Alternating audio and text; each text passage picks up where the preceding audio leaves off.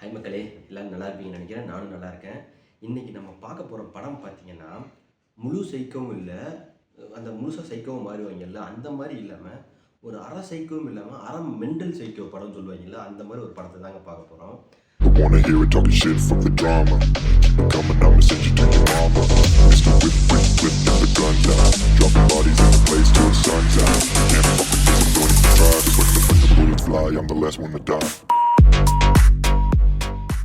இந்த படம் பார்த்தீங்கன்னா ஃபேமிலிக்கு சூட் ஆகாது, சின்ன பசங்களுக்கு சூட் ஆகாது. நான் சொன்ன மாதிரி 16+ பார்த்து பாருங்கள். நிறைய சீன்ஸ் வந்து நியூடிட்டி போக செக்ஸி சீன்ஸ் இருக்குது. ஸோ ப்ளீஸ் பி அவர். ஓகேவா? எப்படின்னு பார்த்தீங்கன்னா, ஸ்டார்டிங்கில் நம்ம ஹீரோ எல்லாம் அவங்க தான் ஒரு கார் எடுத்துகிட்டு இன்டர்வியூக்காக போகிறாங்க. நான் கூட நினச்சேன் ஆஃபீஸ் எதாவது போவாங்கன்னு பார்த்தா ஒரு வீட்டுக்கு போகிறாங்க. உள்ளே போனால் அங்கே ஒரு அம்மா இருக்குது. ஓகேங்களா? இப்போ ஹீரோயின் பேர் வந்து மில்லி, உள்ளே இருக்கவங்க பேர் பார்த்தீங்கன்னா ஹவுஸ் ஓனர் பேர் பார்த்தீங்கன்னா நீனா. அவங்களுக்கு ஒரு ஹஸ்பண்ட் ஆண்ட்ரூ, ஒரு குழந்த சிசி.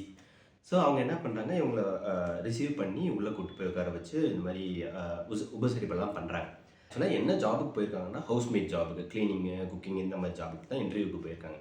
அதுக்கப்புறம் ஒவ்வொரு அப்போவே சொல்லிடுறாங்க, நான் கன்சீவாக இருக்கேன், நீ தான் எல்லாம் பார்த்துக்கணும் அப்படின்னு நீனா சொல்லிடுறாங்க. பட் அந்த வீடெல்லாம் டூர் காமிக்கிறாங்க. இப்போ ஹோம் டூராக. ஓகேங்களா? அதாவது இந்த தவசி படம் பார்த்துருந்தீங்கன்னா தெரியும். விஜயகாந்த் சார், வடிவேல் சார், இன்னொருத்தர் அவர் வந்து இதுதான் பூஜை ரூமு, இங்கே தான் பூஜை எல்லாம் நடக்கும், இங்கே தான் பெட்ரூமு, இங்கே தான் தூங்குவாங்க, இங்கே தான் பாத்ரூமு, இங்கே தான் எல்லாம் நடக்கும், இதுதான் கிச்சன், இங்கே தான் குக்கிங் நடக்கும் அப்படின்னு சொல்லி ஒவ்வொரு ரூமாக காமிச்சு கடைசியில் பார்த்தீங்கன்னா மேலே டாப் ஃப்ளோரில் இவங்களோட ரூமை காட்டுறாங்க. யாருக்கு? ஹவுஸ்மேடுக்கு ரூம் காட்டுறாங்க. அந்த ரூமில் பார்த்தீங்கன்னா விண்டோஸே இல்லைங்க. டாப் அட்டிக்குன்னு சொல்லுவாங்களா அந்த ஊர்லலாம், அப்படி ஒரு ஹட்டு மாதிரி இருக்கும். அதுக்குள்ளே தான் ஒரே ஒரு பெட்டு, ஒரு குட்டி ஃப்ரிட்ஜ் இருக்குது. அதில் ஏதாவது குடிக்கிறதுக்கு நைட் டைமில். ஓகேவா? விண்டோவே கிடையாது, ஒரே ஒரு விண்டோ இருக்கும். அந்த ஆள்கிட்ட என்ன சொன்ன? விண்டோஸே இல்லைங்க. ஏன்ட்டு என்ன சொன்ன? ஒரே ஒரு விண்டோ இருக்கும். இதில் எதில் உண்மை? ரெண்டும் உண்மை தானே. ஒரே ஒரு விண்டோ இருக்கும், அது ஓப்பன் பண்ண முடியாது. லைக் ஸோ இவங்க வந்து என்ன பண்ணிடுறாங்க, அந்த இன்டர்வியூ செக்ஷன்லாம் முடிஞ்சுட்டு கிளம்பி போயிடுறாங்க. ஸோ அவங்களுக்கு வீடே கிடையாது. வீடே பார்த்தீங்கன்னா ஒரு காருக்குள்ளே தான் அவங்க வந்து வாழ்ந்துட்டு இருப்பாங்க. சாப்பிட்றது பார்த்தீங்கன்னா பக்கத்தில் ஒரு கடை இருக்கும், அங்கே சாப்பிட்டுருப்பாங்க. அங்கேயே குளிக்கிறது, அங்கே ட்ரையர் இருக்கும், அதை வச்சு தான் ட்ரை பண்ணிப்பாங்க அவங்க உடம்பு ஃபுல்லாக. அப்படி தான் வாழ்ந்துகிட்டே இருக்காங்க பாவம் அவங்க. ஓகேங்களா? இதுக்கப்புறம் இவங்க நினைக்கல அவங்கள்ட்ட கால் வரும், நமக்கு ஓகே ஆயிடுவோன்ட்டு. கால் வருது, நீனாட்டுறது, நீ செலக்ட் ஆகிட்டே வந்துடுன்னு போயிடுறாங்க. இவங்களும் போனால் நேற்று சூப்பராக இருந்துச்சு வீடு. இன்றைக்கி இப்போ நீட் அண்ட் க்ளீனாக. இன்றைக்கி பார்த்தீங்கன்னா ரொம்ப ரொம்ப மோசமாக அலங்கோலமாக இருக்கும் வீட்டை பார்க்கும்போது. இதை பார்த்துட்டு நம்ம மில்லி பார்த்தீங்கன்னா, சரி நான் வேலையை ஆரம்பிச்சிடுறேன் அப்படின்னு சொல்லிட்டு வேலையை ஆரம்பிக்கவும் போயிடுறாங்க. வேலையை ஆரம்பித்து அவங்க வந்து மீட்டிங் கிளம்பி போயிடுறாங்க. யார்? நீனா. நைட்டு ஆண்ட்ரியும் சிசியும் வராங்க, அதாவது ஹஸ்பண்டு இவங்களும் வராங்க. இன்ட்ரடியூஸ் பண்ணியிருக்காங்க. சிசியை பார்க்கும்போதே இந்த பிள்ளையும் சைக்கோ அப்படிங்கிற மோடில் தான் இருக்கும். ஓகேங்களா? ஏன்னா இவங்க ஃபர்னிச்சர் மேலே நின்று மேலே தொடச்சிட்டு இருப்பாங்க. இந்த பிள்ளை வந்ததுமே என்ன சொல்லணும்னா, என்ன ஃபர்னிச்சரில் ஷெப்பல் போட்டு ஏறி இது பண்ணுறீங்க அப்படிங்கிற மாதிரி ஒரு டாக் விட்ரும். அப்போவே தெரிஞ்சிச்சு, ஓகே ஃபைன், இந்த பிள்ளையும் சைக்கோ மாடல் தான் அப்படின்ட்டு. இவங்க இன்ட்ரடியூஸ் பண்ணிவிட்டு சாப்பிட்டு போய் படுத்துறாங்க. அடுத்த நாள் பார்த்தீங்கன்னா மேலே சத்தம் கேட்குது, கீழே ஓடி வருது அந்த மில்லி. ஓகேவா? வந்து பார்த்தா இந்த அம்மா எல்லாத்தையும் போட்டு உடச்சிட்டு இருக்கு. அட அரை சைக்கோ போதை கிளவி, ஏன் இதை போட்டு உடச்சிட்டு இருக்கீங்க அப்படின்னு கேட்கும்போது, என் ஃபைலை நீ தான் தொலைச்சிட்டேன்னு மில்லி மேலே பழிய போட்டுருக்கு. எந்த ஃபைல்னு பார்த்தீங்கன்னா ஏதோ மீட்டிங் ஃபைல் ஏதோ தொலைஞ்சு வச்சான். செம்ம சத்தம் கற்று பண்ணிவிட்டு கடைசியில் ஆண்ட்ரூ வந்து சமாதானப்படுத்தி, அவன் ரொம்ப நல்லவன் ஆண்ட்ரூ வந்து எல்லாத்தையும் சமாதானப்படுத்தி, இங்கே ஒன்றும் கவலைப்படாத, அப்பப்பா அப்படித்தான், நீ போய் வேலைக்கு பாரு, நான் போய் இது பண்ணுறேன், உனக்கு நான் ஹெல்ப் பண்ணுவேன் கேட்கும்போது, இல்லை சிசிக்கு ஸ்கூலுக்கு டைம் ஆகுது, நீங்கள் போங்க அப்படின்னு சொல்லிட்டு மில்லி வந்து அனுப்பிச்சி விட்றான். யாரை? ஆண்ட்ரூவும் இவங்களுக்கு. ஒரு நாள் நைட் என்ன ஆயிடுது, தூக்க வரலன்ட்டு இங்கே போய் மூவி ரூமில் உட்காந்து மூவி பார்த்துட்டு இருக்காங்க. ஒரு ஷோவை பார்த்துட்டு இருக்காங்க. அப்போ ஆண்ட்ரூ வந்து ஜாயின் பண்ணிக்கிறாங்க கூட. இது ஜாயின் பண்ணி அவங்க நார்மலாக அவங்களோட பாஸ்ட்டை பற்றியெல்லாம் பேசிகிட்டு இருக்காங்க. திடீர்னு பார்த்தீங்கன்னா நீனாவும் கூட வந்து நின்றுறாங்க. 2 மணிக்கு உனக்கு இங்கே என்ன வேலை அப்படின்னு ஆண்ட்ரூ கேட்க, அதே கேள்வி நான் உங்கள்கிட்ட கேட்குறேன், நீ எதுக்கு இங்கே வந்த அப்படின்னு 2 பேருக்குள்ளே பேசிகிட்டு இருக்காங்க. ஒரு கான்வர்சேஷன் போகுது. போன பின்னாடி கடைசியில் ஆண்ட்ரூ நான் குட் நைட் சொல்லிட்டு போய் படுக்க போயிடுறாங்க.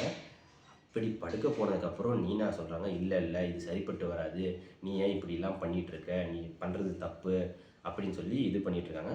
பட் ஃபைன், எல்லாம் சுபகமாக முடிஞ்சு, இல்லை நான் பார்த்துக்கிறேன் அப்படின்னு சொல்லிடுறாங்க.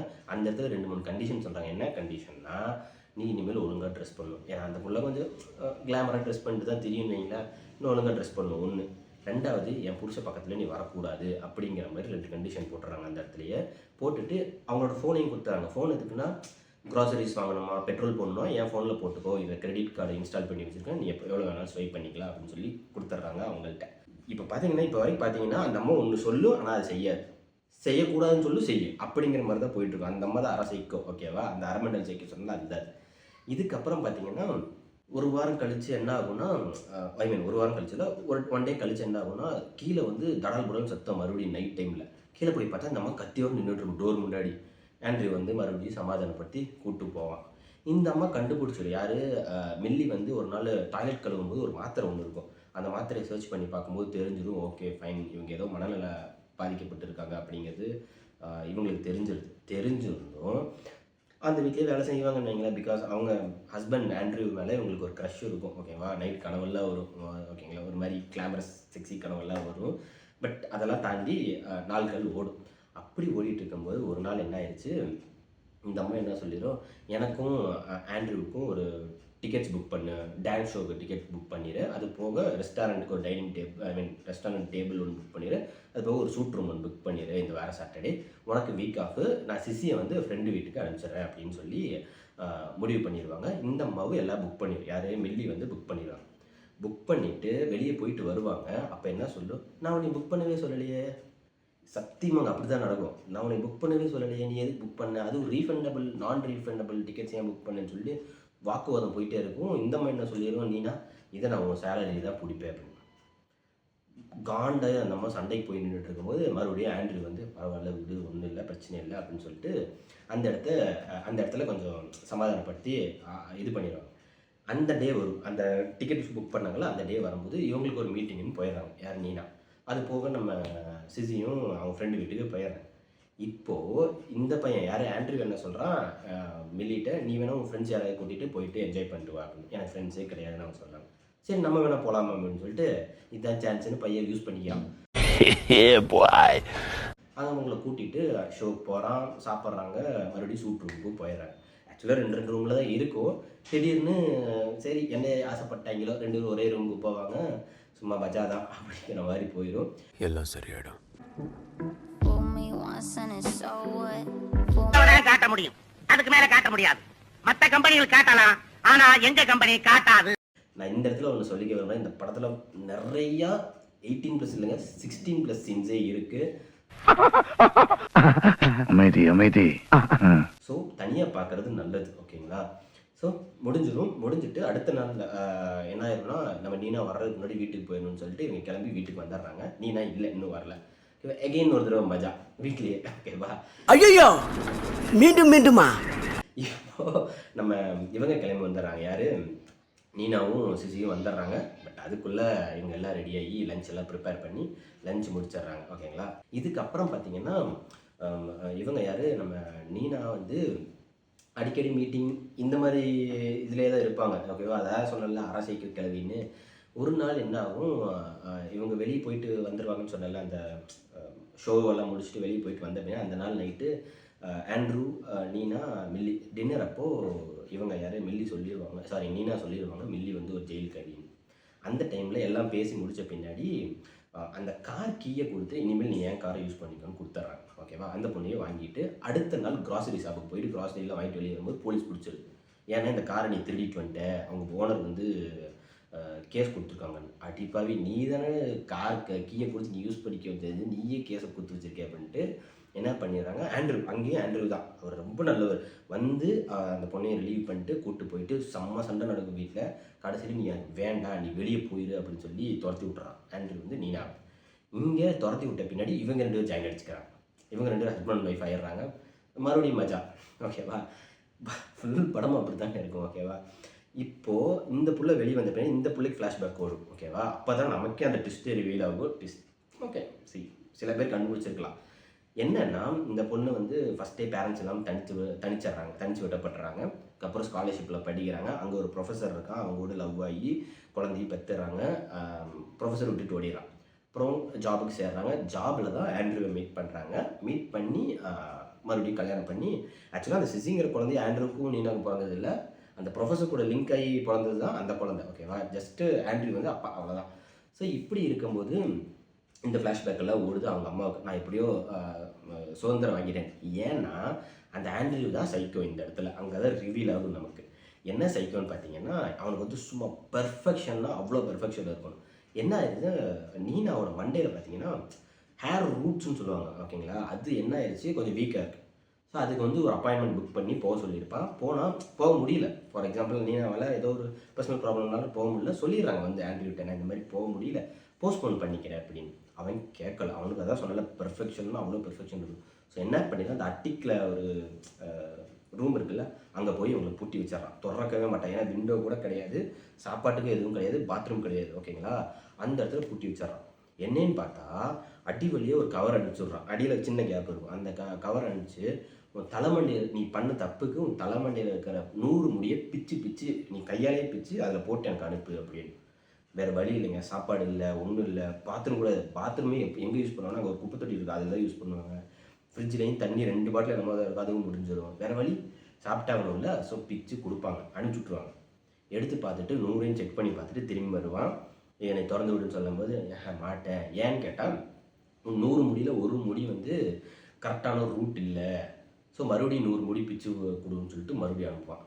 ஸோ அந்த பிள்ளைக்கு வேறு வழியே இல்லை. ஆல்ரெடி 100 முடி பிச்சு அனுப்பிச்சா மறுபடியும் 100 முடி பிச்சு அனுப்பி இப்படியே பண்ணி அந்த பிள்ளைய வந்து சைக்கோவாகவே ஆக்கிடுவான். வெளியே பார்க்க போனால் ஆண்ட்ரூ ரொம்ப ரொம்ப நல்லவன், சூப்பரான ஒரு ஹஸ்பண்டு, ஜென்டில்மேன்.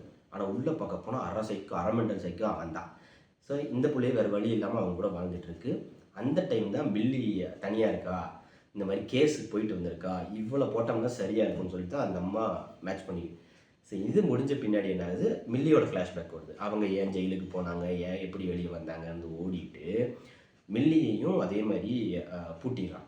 அது ஏன்னா அவங்க அம்மா, யாரம்மா, ஆண்ட்ரியோட அம்மா வந்து பாரம்பரியமான பிளேட்டு, ஜக்கு எல்லாம் ஆர்கிடெக்சரல் ஜக்ஸு, கப்ஸு எல்லாம் கொடுத்துருப்பாங்க ஓகேவா.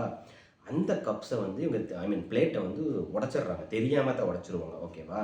தெரியாமல் உடச்சா இவன் ஆண்ட்ரியூ வந்து இல்லை பரவாயில்ல, ஒன்றும் பிரச்சனை இல்லை, இதை எடுத்து வை, நான் எனக்கு என் தெரிஞ்ச ஃப்ரெண்ட் இருக்கான், நீட்டாக ரிப்ளேஸ் பண்ணி கொடுத்துவான்னு சொல்லி அனுப்பிச்சி விட்டுறாங்க. ரிப்ளேஸ் பண்ணி கொடுத்துவா அப்படின்னு சொல்லி அந்த இடத்துல சுகமாக முடிஞ்சுது. ஆனால் அவனுக்கு தான் பெர்ஃபெக்ஷனுங்கிறது ரொம்ப ரொம்ப முக்கியம் இல்லை. என்ன பண்ணிடுறான், இவங்களை கொண்டு போய் பூட்டி வச்சிடறான். ஏன் பூட்டி வச்சிருக்கான்னு பார்த்தீங்கன்னா, பிளேட் வந்து 21 துண்டாக உடஞ்சிருக்கான். ஸோ அந்த பிளேட்டோட ஒரு துண்டை மட்டும் அவங்க அந்த அடி வழியாக கொடுத்து உன் வயிற்றில் 21 கீரல் போட்டுக்கணும். நீ அதுவும் லைட்டாலாம் போடக்கூடாது, நல்லா அழுத்தி இறக்கி போடணும். நீ 21 கீரல் போட்டால் தான் நீ வெளியே விடுவேன். அகைன் சேம், சாப்பாடு இல்லை, தண்ணி இல்லை, எல்லாம் பண்ணி கடைசியில் 21 கீரலும் போடுறாங்க நம்ம மில்லி. போட்டுட்டு போய் பெட்டில் படுத்துடுறாங்க. இவன் அடுத்த நாள் வரான். வந்து பார்த்தா பூரா ரத்த கலரியாக இருக்கும். அவங்க ஃபேஸு கீஸு எல்லாம் ரத்த கலரியாக இருக்கும். ஆனால் நம்ம மில்லி வந்து நீனா மாதிரி இல்லை.